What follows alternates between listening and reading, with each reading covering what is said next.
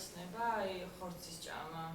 ანუ როგორ ხორცის ჭამაზე არის ძალიან მრავალფეროვანი ეზოთერული მენიუ. ზოგისთვის არის ძალიან სასარგებლო, ზოგისთვის არის ძალიან მავნებელი. აი ვინც არის ის ადამიანები, რომელიც მაგალითად ცხოველებზე ძალიან შეტკივათობულიო, ლაზარევს უწერია, იმათთვის ძალიან სასარგებლოა ხორცის ჭამა. იმიტომ რომ ხდება გაიდეალიზება მატერიალური სიცოცხლის. ანუ აქ განა ის არის კარგი, რომ ხორცია კარგი. უბრალოდ ჩვენ ქვეცნობიერში ხდება სხვა პროცესები, როდესაც ძალიან აღმატებულ ტემპში აყავთ სიცოცხლე და ხდება უკვე არასწორად ინფორმაციის მიღება და აი ხშირად უხორცო ყოფა, ანუ ვეგეტარიანობა ზოგისთვის იყოს დამღუპელი აბსოლუტურად. იმიტომ რომ ის უკვე ვარდისფერ სათვალით დადის და ცხოვრებას აღარ აღიქვამს რეალურად. თორე თვითონ კარგი არის ხორცის არჭამა, იმიტომ რომ მასში ძალიან დიდი აგრესიული ცხოველური ხასიათის შემოყვება. ასტრალურ სამყაროს ვიბინძურებთ.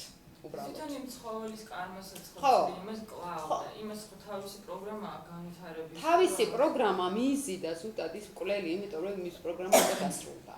აი ეს უნდა მივიღოთ. არავინ არ კლავს პროსტა, არ ხდება ეგ. მე მაგალითად ცხოველებზე ჩემი ძალიან ისეთი იდეალისტური დამოკიდებულება მაქვს და ძალიან მიყვარს და ძალიან რო გადავარდები ხოლმე ცხოველთა დაცვის თემებში და რაღაცებში მართლა მიდივარ სახინკლეში. რო ცოტა რაღაცა დავაბალანსო, თორე მე მართლა იდეალებში გადავდივარ, თან ეს მე ჩემი მერწყული ვაფშე მაფრენინებს. და მაგის ჩემი დაკვირვებითაც ხედავ, რომ არ შეიძლება ესე გავაიდეალოთ ხორცი. იცი რატო? აი მე შეიძლება ცხოველი ყავდეს, მოგიკვდეს და გადაყვეზეთ. აი როგორც უცხოელმა ეხა ძაღლი რაღაც ჯიშის გამო მოუკლეს და თავი მოიკლა თვითონაც. აი ეს არის უკვე არასწორი. და არა ის რომ ცხოველი ჩემი მასავით მიყვარს, ჩემი ოჯახის წევრით, ჩემი ძაღლი, მაგრამ ზომიერება არის საჭირო და არა მარტო ცხოველებთან, ადამიანებთანაც. არ იყო რელიგიურადაც გამართლებული, რაც არ უნდა მოგიკვდეს ახლობელი, იმას ჩაყვეს ახლავში. არ არის ხორცს იმის გულისთვის რომ აზრზე მოვიდეთ. არა, ანუ აქ ზუსტად იმაზე არის ლაპარაკი, რომ ძალიან კარგი ეზოთერული ხორცის არჭამა, მაგრამ თუ არ არის სწორად ადამიანი ორიენტირებული, იმისთვის იმ ხორცის ჭამა არის საჭირო, რომ დააბალანსოს თავისი წარმოდგენები, ენერგეტიკა და რატომ? ესე იგი, რა ხდება ქვეცნობიერად მან? როდესაც ძალიან გააიდეალებს სიცოცხლეს ადამიანი, ხო? გაიდეალება რას ნიშნავს? მაღალ იდეალი თვითონ სიტყვა, აი რეალურად რომ დაუკვირდე, ცოტა ნეგატიური მასაც შეიცავს ხოლმე, მომენტებში ფრენას ნიშნავს, ხო? ლოგიკის გარეშე ყოფნას. ის ფრენა არის უკვე სადღაც ზევით სიარული და ხორცით ხდება დამიწება. გრუბი მიწიერ მატერიაში უფრო შემოდიხარ ადამიანი და აი მე მაგალითად რო უყურებ რუკას და ჰაერი არ ურევია, წყალი არ ურევია, იმას ნამდვილად აკრძალული უნდა ქონდეს ხორცის ჭამა. იმიტომ რომ იმდენად მიწიერი არის, რომ ცოტა რომ ხორცს მოეშვა, ცოტა მართლა იდეალებზე იფიქრებდა. მაგრამ როდესაც თვითონ ადამიანი არის ძალიან გაიდეალებული ყავს რაღაცები, ეს არასწორ პროგრამაზე არის აქ ლაპარაკი და არა იმაზე, რომ ცხოველი არ არის ცოდვა. აი ხო ხდებით რა რაც გულისხმობ. ახლა მინერალოგიაზე რო გადავიდეთ, ხშირად მოდის ჩემთან ესეთი კითხვები, ელემენტარული მინერალოგია, რომ როგორ უნდა გამოიყენოთ ქვები, აი პირველი დასაწყისში. ნუ კაი, მილიონჯერ მაქვს ნათქვამი, რომ პირადი რუკით ხდება ქვების შედგენა და დადგენა. აი ხლა რაც ვილაპარაკეთ ჩვენ თუნდაც რუკაზე, ასტროლოგიაზე ხვდებით ხო, რა დონეზე ჩანს ადამიანის ფსიქოტიპი, ხასიათი, ესეთივე ხასიათი აქვს აი ამ ქვებს ხალხმა თავიდან ბოლომდე, ესეთივე ენერგეტიკა, ყოველი ნიშანი, რაც შემოდის ჩვენთან, ყოველი ნიშანი ხასიათობრივად უკავშირდება კონკრეტულ ქვას და კონკრეტულ ვიბრაციებს. ზოგჯერ ერთი ქვა 3 ვიბრაციაზე მუშაობს ნიშნების, ზოგჯერ 2-ზე. ამ ვიბრაციებს ვამუშავებთ ჩვენ ცხოვრებაში სხვადასხვა პერიოდებში. არ შეიძლება აი ეს მაგალითად ქალცედონი მეკეთოს სულ. იმიტომ რომ ამას თავისი პროგრამა აქვს და ამაზე ვიჯდეს სულ ამის ენერგეტიკაზე არ შეიძლება. ეს უნდა პერიოდულად ვცვალოთ, აუცილებლად. ეხლა მე თვითონ სათითაოდ ქვებზე არ დავიწყებ აინძამეთ ლაპარაკს, უბრალოდ აი რომ ვიცოდეთ რა არის მინეროლოგია, როგორ გამოიყენება. ესე იგი, ხედავ რუკას მე პირადად, ხედავ ადამიანის ფსიქოტიპს უკვე დადების, აი დაღმავალი კირჩხიბი, რომელიც არის სულშვილიანობაზე მიმართული, იმას პრაგმატიზმი აკლია და ინდივიდუალურობა აკლია. ესე იგი, მზრუნველობა არის მასში ძალიან დიდი. ხო და აღარ გვინდა ეს ამდენი მზრუნველობა, ზედმეტი აქვს, ხო? არის ზოგადი ქვა, თქვათ, აღმავალ კითხებს რა გამოადგება, აი ხრიზოპრაზი ადრეც მქონდა მოტანილი, ეს არის აი კონკრეტიკის ქვა, კარიერისკენ რომ მიმართავს ადამიანს და აი კარიერაზე მიმართული ქვა ძირითადად უკვე განჯაჭვავს ადამიანს ემოციურობისგან და ის ემოცია უქმნის ბრუნველობას უკვე აღმავალ კითხებს, ხო? თქვათ და აი ამის ტარება შეიძლება ზოგადად თქვათ სულ, ხო? იმიტომ რომ ამის რუკით ამის კვანძებს შეესაბამება ეს ქვა. მაგრამ ეს არ ნიშნავს იმას, რომ ეს ქვა უნდა იყოს მუდმივად, თქვათ, კონკრეტ, აი ახლა სამსახურში ეს უნდა გამოვიყენო, იმაში ეს უკვე დაღამალ კეთილს შეუძლია სულ ატაროს. მაგრამ თუ აქვს აღმავალი ლომში ან სასწორში და იუპიტერი ყავს უკვე თხისრქაში, აი ეგ უკვე სამსახურში ხალხში ჭირდება ეს ქვა. ანუ იქ, როდესაც მე ვეუბნები იუპიტერის ზონას, იქ არის კონკრეტულად მარტო ხალხში, აი სასწორი მაგალითად იუპიტერის სასწორებმა მალაქიტი უნდა ატარონ საზოგადოებრივი თავშეყრის ადგილებში.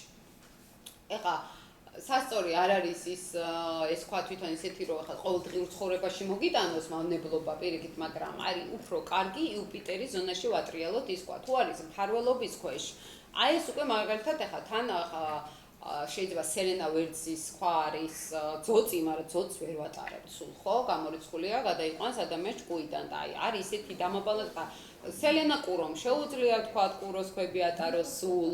აი მაგალითად იდეალური ქვა არის კუროსთვის და სასწორისთვის და თუ ეს ორივე ჯამრთელი აქვს რუკაში ვაფშე იდეალური არის როდონიტი. ეს არის ფანტასტიკური ქვა. და მართლა პრაქტიკაში იმუშავა ძალიან, მაგრამ ყველაზე მეტად ეს ქვა მსიამოვნებს, იმიტომ რომ რბილი აქტიურობა მოაქვს. აი ზუსტად სასწორული და კურო ხომ შრომელია, შვიდად შრომელი და სასწორი ჰარმონიული დიპლომატი. აი ეს ჰარმონია და დიპლომატია მოაქვს ამ ქვას. ეს მაგალითად სულ შეუძლია ადამიანს ატაროს. ანუ არის ჩვენ რო გავმიჩნოთ ქვები ყოველდღიური, მაგრამ არა სულ მუდმივად, რა თქმა უნდა, არის უფრო მეტად ხშირად გამოსაყენებელი ქვები, არის კონკრეტულ სიტუაციაში. ეხლა ადამიანს თუ ყავს სელენა ვერძი და იუპიტერის სასწორი, ეს არ არის მუდმივად მისთვის კარგი მალაქიტი მიუხედავად იმისა. ეხლა მე ამას მინეროლოგიას რო უკეთებ ადამიანს ამას უწერ, რა თქმა უნდა, უმეტესად სად რა ქვა უნდა გამოიყენოს, რა დროს უნდა გამოიყენოს, ესე ზოგადად ჩვენ რო ვიცოდეთ, ხო? ყველა ქვას აქვს თავისი სფერო და გავლენა. აი, რაზეც ვილაპარაკეთ, ეს არის ჰარმონია, ესე იგი, შრომითი ჰარმონია, ეს არის დიპლომატია და კონტაქტები, რაც სასწორში ჭირდება აუცილებლად.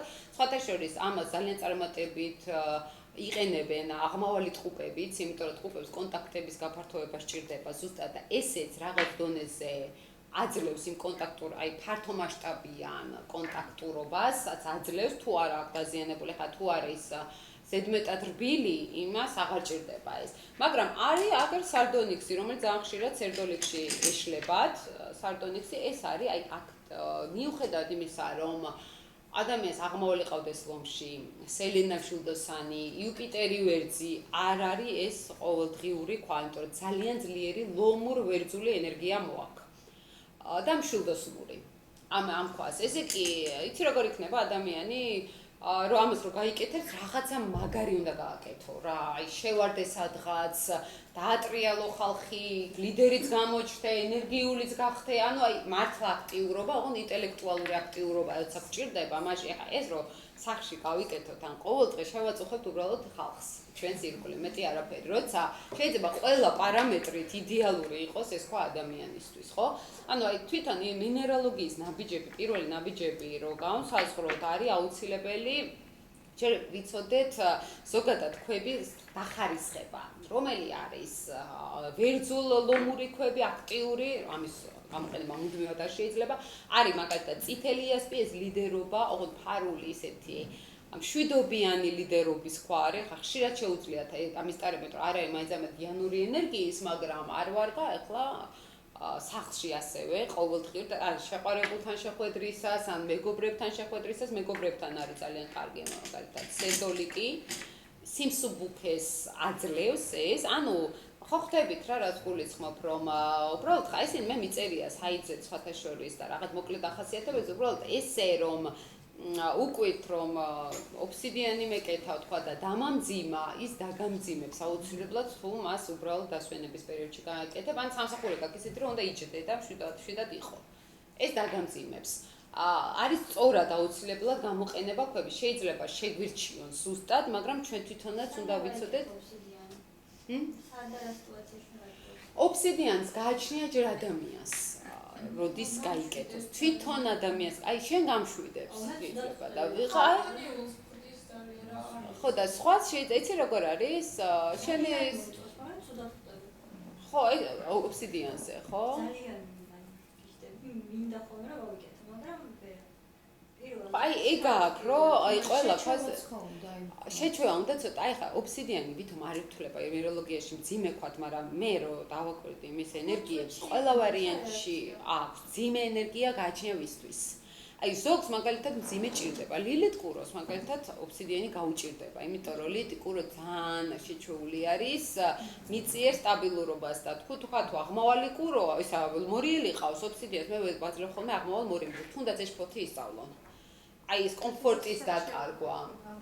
ხო აი უფრო რომ ისწავლონ, აი აცოცხლებს ხანაერად ობსიდიანი, მიზნებს უსახავს, ასევე ოღონდ აქტიურებს თვითონ და აი ბევრ თუ რუკაში აქვს ან კუროს თემები რაღაცები უჭირთ ესეთ გრუბი ენერგიებთან შეჭიდება. და ამ დროს ხა რუკით კარგი არის მისთვის რომ ზოგჯერ შეეჩვიოს ამას, რომ ამოგდება სკალაპოტიდან, რომ აღმავალ მორიელს ზუსტად ეს ევალება რომ კალაპოტიდან ამოვარდეს. ჟილკას იძლევა, მორიელურ ჟილკას იძლევა და ჟილკა არ არის სიმშვიდეში და ამას ჭირდება ამოვარდნა ცოტა რომ ჟილკა გაგიჩნდეს.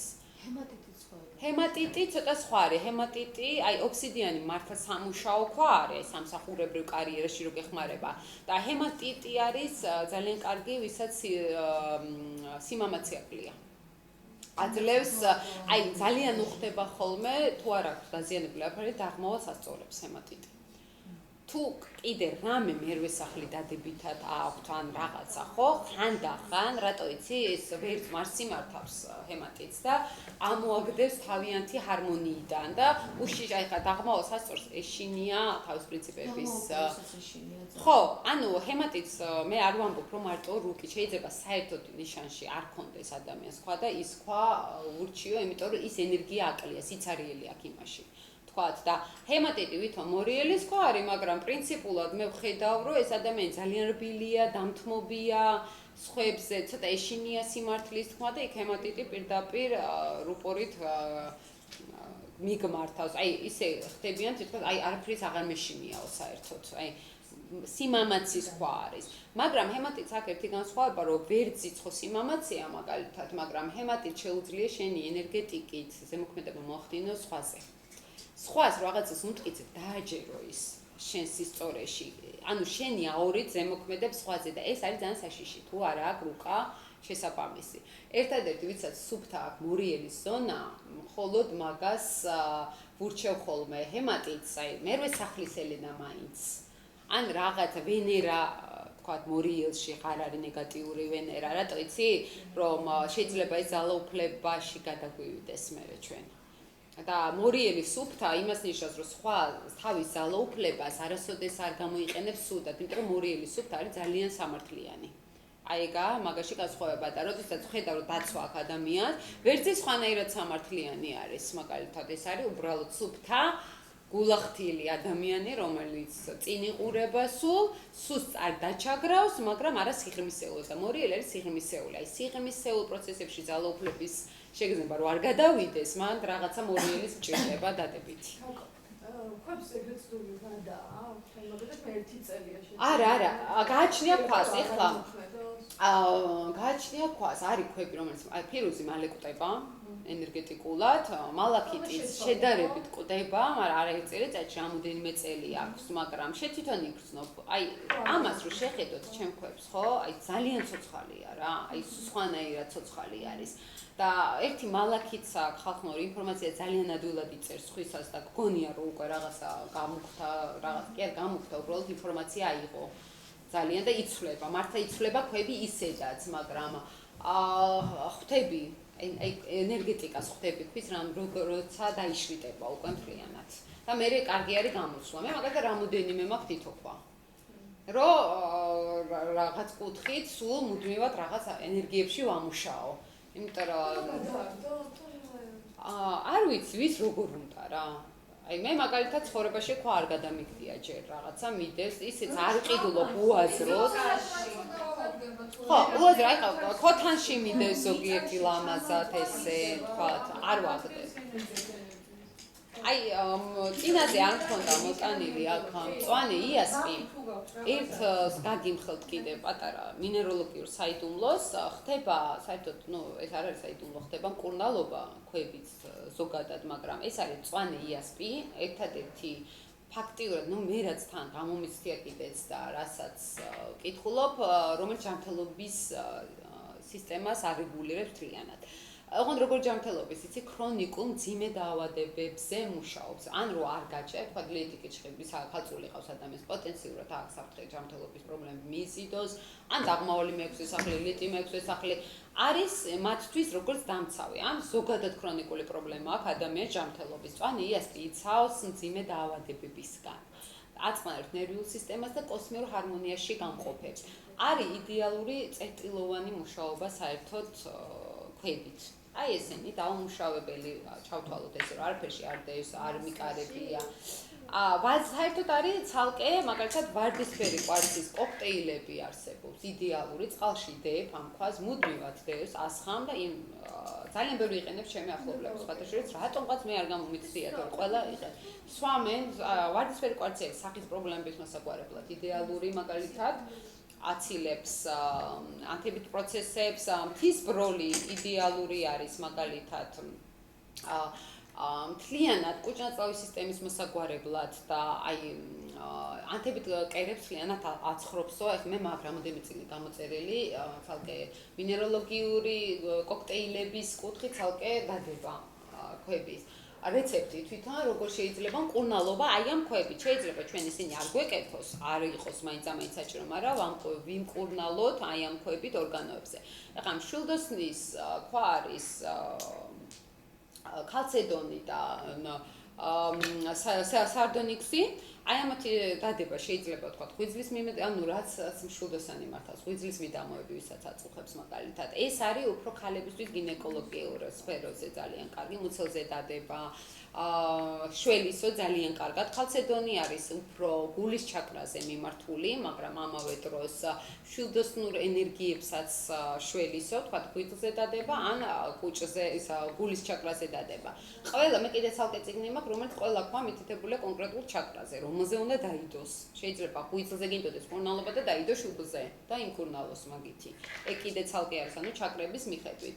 ანუ არის კიდე ცალკე ენერგეტიკული მკურნალობა, დალევი, ხა ამის სარდონიქსის წყლის დალევას ნამდვილად აზრი არა აქვს, Red Bull-ის თემა რო ახსენე იგივე იქნება, ხო თქვათ, ხა არის ისეთი ქვები, რომელიც აუცილებელია მინეროლოგიური მკურნალობისთვის და არ არის აუცილებელი მინეროლოგისთვის. ეს ცალკე ციტრინის დალევაც, ახლა ციტრინის წყლის დალევაც, აი ლოგიკა არის რა, აქ უკვე ელემენტარული ყვებით, ხო, ხასიათის ხვების. მაგრამ მთის ბროლს და ვარდისფერ კვარცს ამას იყენებენ ქალები. რუსეთში არის მთელი კოსმეტოლოგიური ლითოთერაპიის ცენტრი. და როგორც მიდის ჯანმრთელობის მკურნალობაზე, ასევე გარეგნული პროცედურები. აი ამ ხვებით ძირითადად. ჩვენთან ჯერ ინფორმაციის დონეზეც არ ვიცით არავინ და გახსნით 200 წლის შემდეგ. ალბათ ასეთ ცენტრს ჩვენი შულთაშულები მოესწრებიან. და აი ეს მინდა კიდე აკატზე ესაუბროთ, რატომ ვთქვით, რომ ორი ქვა მაქვს ერთადერთი ფაქტიურად, რომელიც არავის არ უნებს, აბსოლუტურად ყველას შეუძლია ესენი ატაროს ეს ქვები.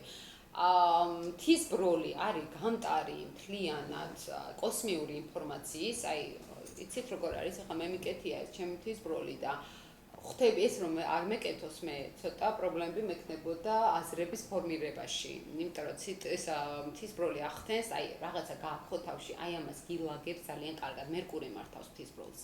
გონებას ამუშავებს ძალიან ფანტასტიკურად, ინფორმაციის მიღება, გადამუშავება ხდება იდეალურად, იმიტომ რომ თვითონ ეს ქვა ხსნის მთავარ ცენტრს, ეს არის მეშვიდე ჩაკრასთან დაკავშირებული, ესე იგი ჩვენს ზედა ჩაკრასთან, რომელიც კოსმოსთანაა კავშირი და ეს ზედა ჩაკრა მთლიანად აკონტროლებს დანარჩენ ჩაკრებს. ეს არის უფრო გონებრივი, ფილოსოფიური გონებრივი ჩაკრა.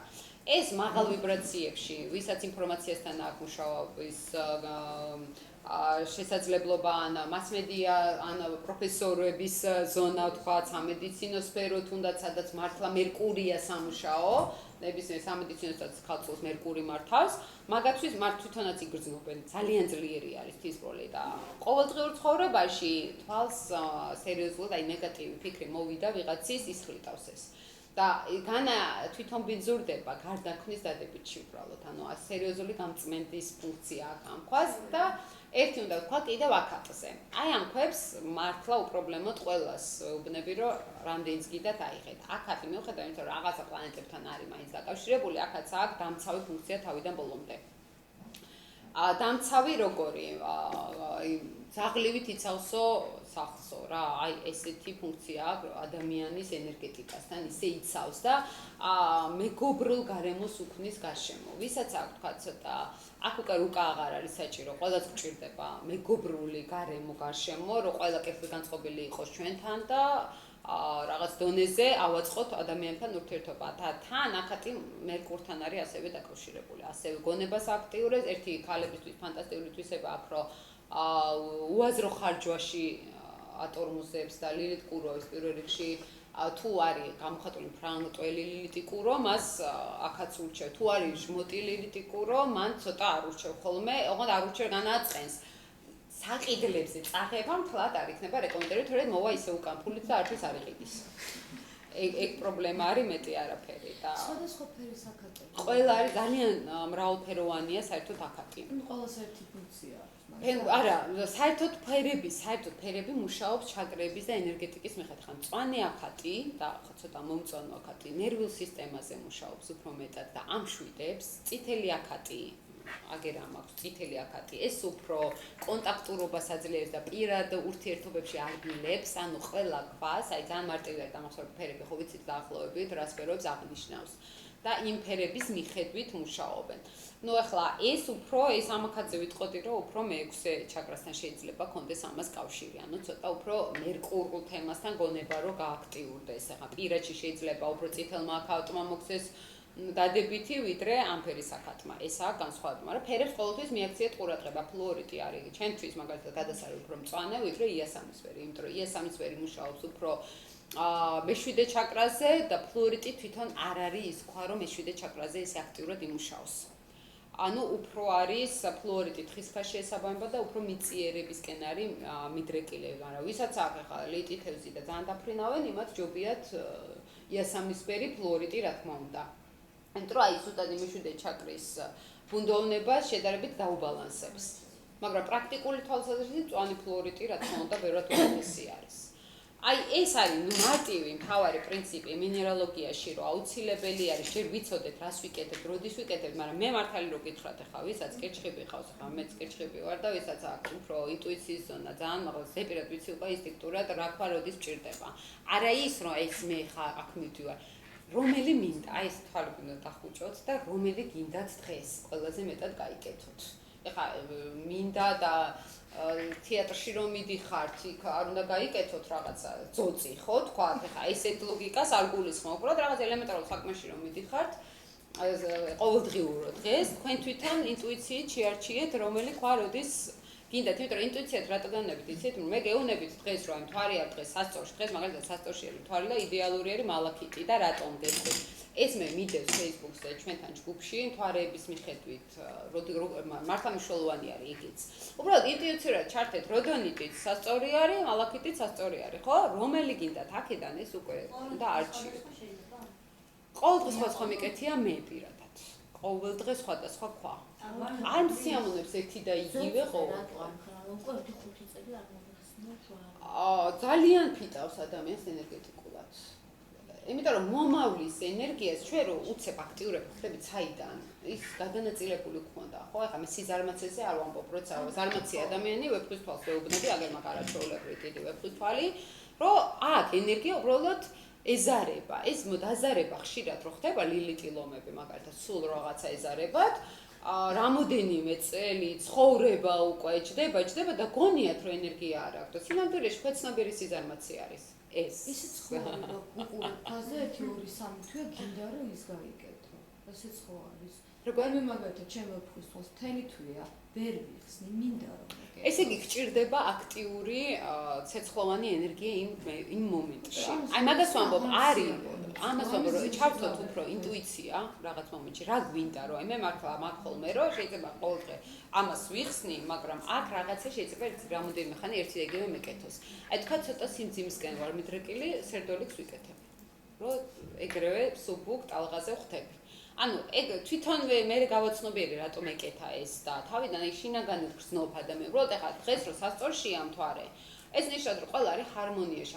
აი ძალიან უხეშად მოხდება ადამიანს შენიშვნა დღევანდელ დღეს.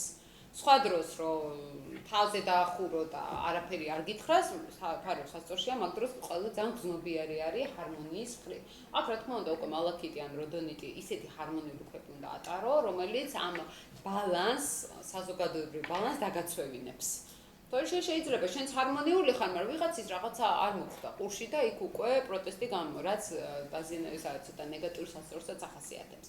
ანუ სასწორის ნეგატივი რა არის იცი, რომ ვინც ჰარმონიაში არ ჯდება, ყველა შეიძლება ჭიქა გაუქანოს თავში.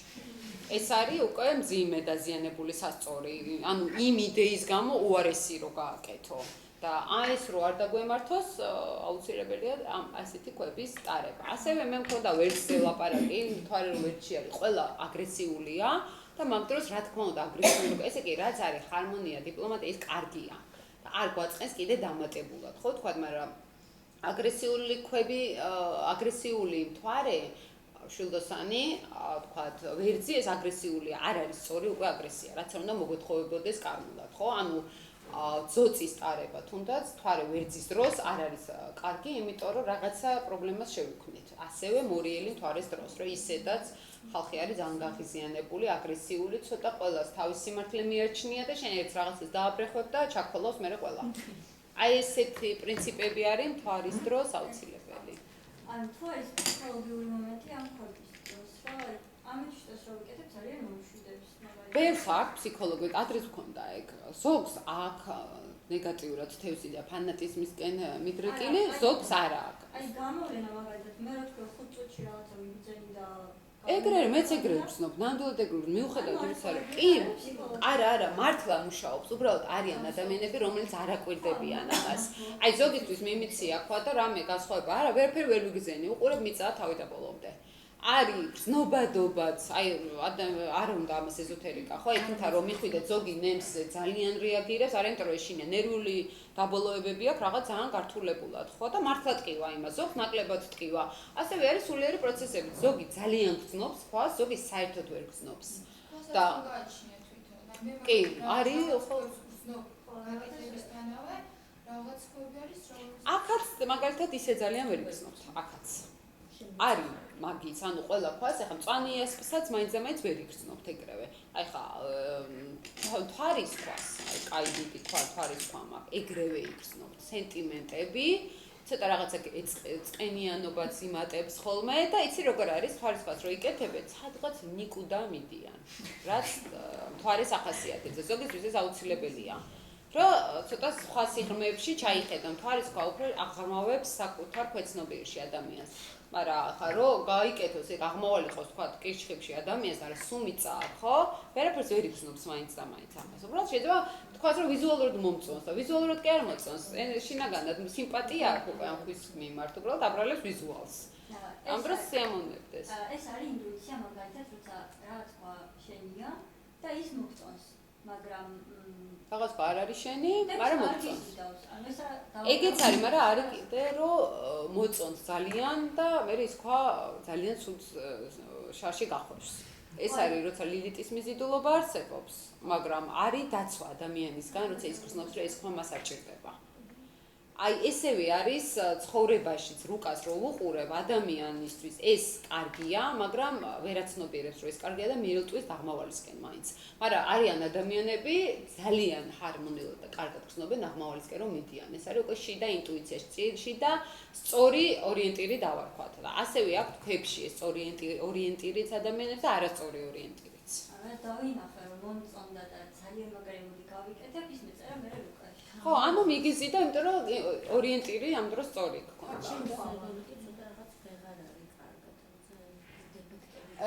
ეგ ძალიან ხშირად უჩნდება ქვას. როგორც კი გაიკეთებთ ქვას, მეორე დღიდანვე რომ დაიწყოთ დაკვირვება, იცვლება ქვა ყველა ვარიანტში. არ ნიშნავს რომ გაფუჭდა და დაბინძურდა. ინფორმაციას იღებს. ჩვენი ტანსაცმელიც კი, ჩვენი ინფორმაციით არის უკვე გაჟღენთილი და ხვა უფრო ძლიერად ან მუქდებიან, ან დაცდებიან ხოლმე ქვები. ეს არის ყველა ვარიანტი, მაგრამ ზოგჯერ არ ნიშნავს რომ გაფუჭებულია ხვა. უბრალოდ ინფორმაციას ნეგატივსაც იღებს, მაგრამ გაწმენდის სისტემაც იცით მინეროლოგიაში ეს აუცილებელია. კი, ჭუმპალაობა და გამზეურება საფრთხესთან ერთად. ძალიან ხდება თქვენ. აი, ჩვენ ბებიებს და დედებს და ასე შემდეგ, მაგრამ დედაჩის ბებიჩის ძალიან ბევრი ქონდა ეს მინერალური ქვევი. ანუ გაუაზრებლად. ინდივიდი მოქმედებს თუ არ იცი არ მოქმედებს. არა, როგორ არა, ეს მოქმედებს ყველა ვარიანტში. ის ადამიანი რომ ემოციები თუ აი როგორ მოქმედებდა ახლა ძოწი, გიშერი, რამდენი. აი, იცი რა იყო, ახლა ძოწი იმდენად იშვიათად შეიძლება მე ურჩიო ვინმეს და არ ურჩიო, მაგრამ მოქმედებდა თქო? მოქმედებდა ყველა ვარიანტში და არც ისე კარგად. უბრალოდ არ იყო ადრე ისეთი, ხა, იკეთებდნენ იმ ძოწს ყანაშვიდზე და ქორწილში მარტო, ხო, რომელიც ხდებოდა 2 წელიწადში ერთხელ. ანუ არ იყვნენ ჩვენი ბებიები ისეთ სოციალურ აქტიურ ცხოვრებაში, რომ ის სამყარო არ ღომს რო ზილავდნენ, არ ეკეთებდა ხო ყველაფერი და არ იყო ეს, ამიტომაც არ მოქმედებდა ისე სისტემატიურად. აი ესე გამოხატულად, რომ არ ეკეთათ ესენი ხშირად. ბებიეჩემს ხარვა, რომელიც მისთვის თურმე საერთოდ არ შეიძლებოდა რომ გავარკვიეთ, ეკეთა ხოლმე? კი, მაგას იკეთებენ, ცირატომ, იმიტომ რომ უფრო არბეს ის არბილებს. აი, ჩიყვის პრობლემა რა არის ძირითადად? ყელი, ეს არის აგრესიული ენერგია, რომელიც ჩერდება აქ ყელში. ანუ რაღაცა უნდა დაეთქვა ადამიანს, ვიღაცაზე გაბრაზდა და ხარვაში რბილი ენერგიები შედის და ზოგადად არბილებს ადამიანს, მაგრამ ამავე დროს აძლევს ბრწყინვალებას. აი, ჩემი ხარვა. ხალხში ბრწყინვალება თუ არის რაღაცა ლილიტური ენერგია, ისეთი რომ ზუსტად ხალხს აი აქვს ელენას ეს თევზი ადამიანს და აღმავალის თევზი უნდა მოერიდოს უკვე მასას, აღარ უნდა ბრწყინავდეს, აღარ უნდა ამჩნევდნენ მას. ანუ შეიძლება ეს რაღაცა დაურბილოს მაგალითად თვითონ ორგანოზე, მაგრამ ხასიათი გაუფუჭოს რაღაც კუთხით. იმიტომ რომ სულ უნდადეს თავის გამოჩენა ხალხში და მე იტყვიან რომ აუ ეს ხალი რაღაცა განტვის უნავსო რა, ხო? აი რო არის ხოლმე რა ესეთი მომენტები. ანუ აი აქ უბრალოდ ჩვენი ბებია და ბაბუები დაიცვა იმან ლედი რომ არ ქონდათ ისეთი სოციალური აქტიური ცხოვრება, როგორც ჩვენ. ჩვენ ყოველდღე უკვე გავდივართ გარეთ ხალხში იმ რეჟიმში, რასაც ჩვენები წელიწადში 3 ჯერ გადიოდნენ. აი ესაა განსხვავება. მე მგონი მე ძალიან მესიამონა მეგობრებო თქვენთან შეხვედრა. აი თავიდან დასაწყისში ვაპარაკობდი გულთან გამოძებასთან დაკავშირებით და აი ხო არიან ხამურას ტიპის ადამიანებს რომ ეძახიან. აი ხამე ვიწყებ აზროვნებას.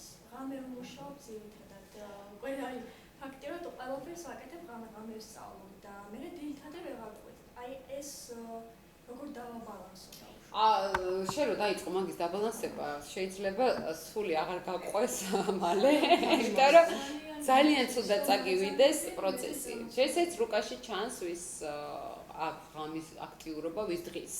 ეს კიდე ცალკე რეჟიმები არის, ცალკე ვიბრაციები არის საერთოდ. უბრალოდ არ შეიძლება მე ერთი ვიცი რომ ძალადობა ესეთი ორგანიზმზე, იმიტომ რომ მიღებული არის საზოგადოებაში ნორმა, შენ შეიძლება ზუსტად იმ დილის პერიოდში, როდესაც მოდის რაღაცა ღვთის ენერგია, იმ მომენტში ასტრალურ სამყაროში უნდა იყო ძილის პირობებში, იმიტომ რომ შეიძლება შენია გონების აქტიურობით არასწორად მიიღო ეს ინფორმაცია, თეორიას გეუბნები უბრალოდ. ანუ აქ იმდენი ვარიანტი შეიძლება იყოს და ჩვენ არ ვიცით, ჩვენ სტერეოტიპი შეიძლება მივყვეთით, რომ ვიღაცა არის ტოროლა და ძალიან ადრე დგება და ეს არის კარგი ტონი და ძალიან ცუდი პროცესები გამოიწვიოთ მე. არ შეიძლება ძალადობა ორგანიზმზე. უბრალოდ ახლა ლილიტილომი რომ მეუბნება, რომ დილით ვერ ვდგებიო, ის არმაცი არის და მაგიტომ ვერ ვდგება და არა ის რომ უბრალოდ ტოროლა არ არის. ხო ხტები, ანუ მანდაც მაგით ჩანს, რომ ცრუ არის ეს მისი ბიოლოგიური საათი თუ მართლა ეგეთი ბიოლოგიური საათი აქვს. კიდე არის ადამიანის ენერგიის უპრაგონოდ ფლანგვა. როცა ხამე უაზროდ Facebook-ში შეიძლება იჯდეს და იგეჭორავებოდეს ადამიანებს, ფლანგოს ენერგია დილით ვეღარ დგება და ეს სისტემა ჩაიყვანოს ყოველდღიურობაში. ესეც არის.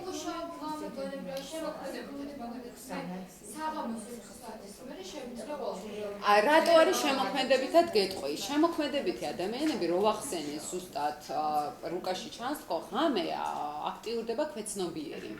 ანუ შემოქმედებითი პოტენციალი. შემოქმედებითი პოტენციალი არ არის ლოგიკაზე დაფუძნებული და არის უფრო იქითა სამყაროებიდან იღებს ენერგიას ადამიანი. იქითა სამყაროდან შემოქმედებითი ენერგია მოდის ღამის ხარჯზე. იმიტომ რომ ღამე იხსნება ზუსტად ჩვენი და რატო ღამე? ღამე ხდება ჩაკეტვა ცნობიერის, ანუ ლოგიკა, იქ მატერიალური ფასეულობები, მიღწევადობა რაღაცის, რაღაცა ეს იკეტება და ამოდის სულიერი ასპექტი. მთვარე რა არის? ქვეცნობიერი ხო თავიდან ბოლომდე ეს ღამის სისტემა. უფრო მეტად შემოქმედებითი ადამიანები არიან ღამის აქტიური მოღვაწეები. ხო, იმიტომ რომ დღისით ვერ დახატავ. ხო, ახლა მე მაგალითად რო დავდგე და რაღაცა შოპენი მიყვარს ძალიან და დილით 9 საათზე რომ მოусმინო გავხსნები სიციკლით არანაირი იქ ის არ შემოვა სენტიმენტები და ვერ დავფიქრდები რაზე. ერთი სული მაქვს ხოლმე სადღე გავარდე, ძაღლი გავასწეინო, იქ ვირბინო რაღაცა ცხოვრებით დავტყვე და ასე შემდეგ. ხო, ანუ დილით მუშაობს სულ სხვა ენერგეტიკა და ღამე შემოდის უკვე მთვარე, ანუ ქვეცნობიერი გაგება სხვების და ასე შემდეგ. ხო, აი კვებაც კი მაგ რეჟიმში არის და მაგიტომ ძალად თუ არის ის პროცესი ჩვენ რაც ვთქვით ეხლა შემოქმედებითი პროცესი. შენ დილით იმას ვერ გააკეთებ, სულ ადრე დადგე, იჯდები ესე და იქნები გაბნეული რა გავაკეთო იმას. რაც ქონია დილის საათებში და რაც ქონია მე უკეთეს შედეგი ყოველთვის შუა დღეს რაც დამიწერია, ვიდრე დილით. ხო, აი ეს არის ინფორმაცია მქონდა ზუსტად ისეთი ისევე ვიცოდე ყველაფერი რაც დილას ვიცი, მაგრამ უკეთესად წერ მე და აი რა ხო, აი ეს არის ზუსტად რომ აი ხალებს უფრო აქვთ აი ეგ საღამოთი უფრო პროდუქტიულები არიან, კაცი მალე იძინებს ღამე, აი მოდელი რო ნახოთ ისე, იმიტომ რომ კაცი არის უფრო გონებაზე და თლიანად და აი ქვეცნობიერი უფრო ქალის საწყისი არის და აი სენტიმენტალიზმი, აი კარგი ეს რომანტიკული ფილმები ხა დილის 9-ად ვერ უყურებ რომანტიკულ ფილმს, ხო, აი ვერ აღიქვამ რა, არ მოდის. თავში არ მოდის, იმიტომ რომ ქვეცნობიერია ჩაკეტილი, რაღაც დონეზე ემოციები. ხალს მართავს მთვარის საწყისი, იმიტომ რომ მე რო რუკაში უყურებ, ხალი ვინ არის სინამდვილეში ჩანს მის მთვარეში. კაცში არ ჩანს მთვარე, მთვარე უფრო მზიანი და მარსი კაცში და ქალში მთვარე სადაყავს ქალს ის უფრო ეთყობა ნიშანში, ვიდრე მზის. ხო, ვიდრე მზის ნიშანი, იმიტომ რომ ქალის საწყისი აქტიური არის უფრო მთვარის ფაზაში. აი ეს არის. ძალიან დიდი მადლობა მეგობრებო, ეს სტაბილურად რომ რაღაც დავმეგობრდით კიდეს, ბუშტის წავიდა ეს ადამიანი, ძალიან დიდი მადლობა. და შევხმიაგდეთ ჯგუფში. მოდით ნახეთ, იგრძენით ენერგეტიკა ქვების, აი მართლა. ახლა ოფსიდიანი არ ამაქვს წამოხებული, მაგრამ შეიძლება რა თქმა უნდა, ესენი სულ ახალი ქვები არის. იგებს როცა უკვე შენია.